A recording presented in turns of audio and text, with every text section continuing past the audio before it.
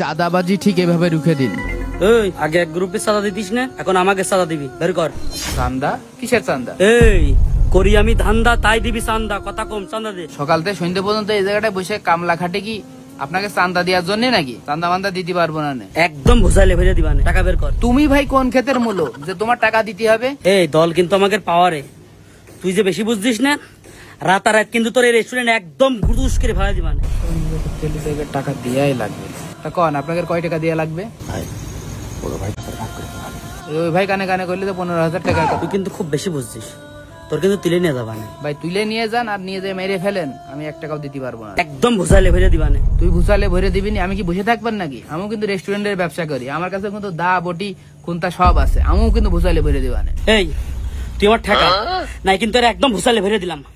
এসলা খুব বুঝছে। তোরা তো জাতির বুঝারে, তোরা বাইচে আসিস কি করতি? তোরা ঘাস মারা ওষুধ খেয়ে মরে যেতে পারিস না? এরাম করে মানুষের কাছে ভিক্ষুকের মতন হাত পাতিস কি করতি? লজ্জা করে না?